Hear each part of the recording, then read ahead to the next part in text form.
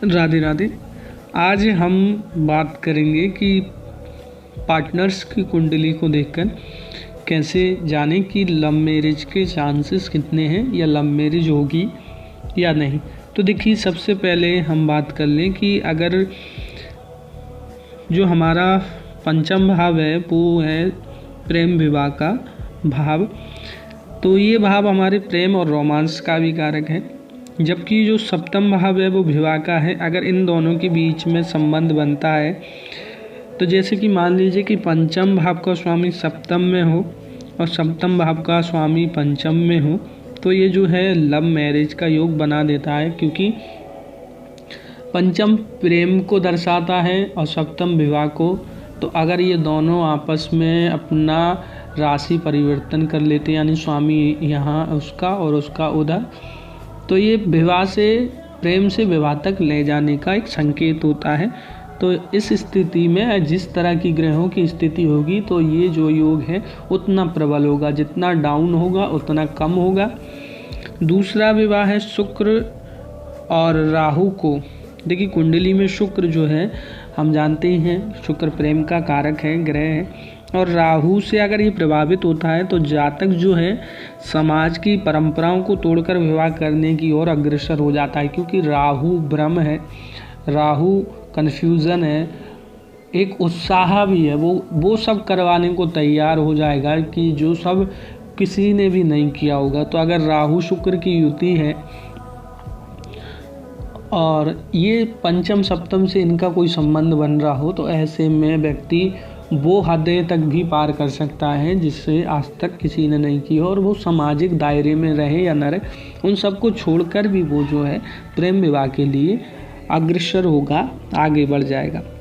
अगर बात कर लें एकादश भाव से, तो ये जो भाव है व्यक्ति का कुंडली में एकादश भाव, उसकी जो राशि है प्रेमी या प्रेमिका की, एकादश भाव की राशि, अगर मान लीजिए किसी लड़के की कुंडली की एकादश भाव की जो राशि है वो उसकी प्रेमिका की लग्न की राशि है, यानी एक राशि इधर उसकी लग्न की हो जाती है, उधर उसकी एकादश की हो जाती है। तो इसमें जो है उनके प्रेम की प्रगाढ़ता बहुत बढ़ जाएगी, वो उनका स्ट्रॉन्ग हो जाएगा प्रेम, और इसके कारण वो जो है सामाजिक विरोध के बावजूद भी शादी करने में सक्षम हो जाएंगे। सब चीज़ों समाज का नहीं, घर वालों को, यानी वो किसी भी हद को पार करते हुए लव मैरिज कर लेंगे। अगर एकादश का स्वामी लड़की की लग्न का स्वामी हो, और या फिर लड़की के एकादश का राशि इधर उसका राशि हो, तो ऐसे में जो है प्रेम विवाह उनका निश्चित वो कर लेंगे। नवम भाव और गुरु से अगर प्रेम विवाह को देखें, तो नवम भाव जो है धर्म और परंपराओं का है।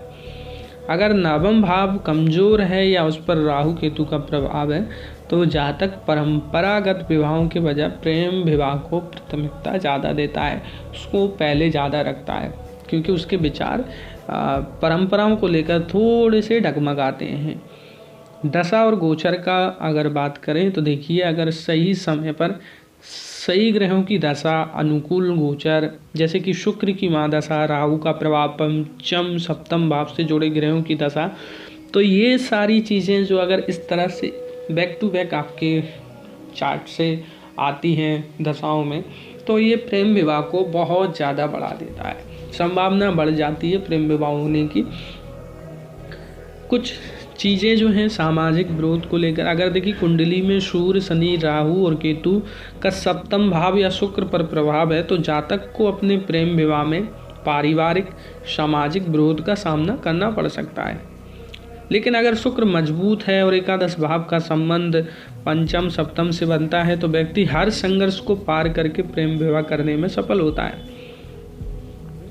तो देखिए, चेक करिए, क्या आप भी प्रेम विवाह करना चाहते हैं और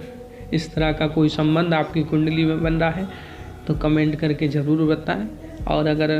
अपनी कुंडली का विश्लेषण करवाना चाहते हैं, तो कमेंट में आप अपने date of birth, date of time और डेट ऑफ प्लेस सेंड कर सकते हैं, तो आपकी कुंडली का हम विश्लेषण कर लेंगे। तब तक के लिए राधे राधे, मिलते हैं पुनः एक बार।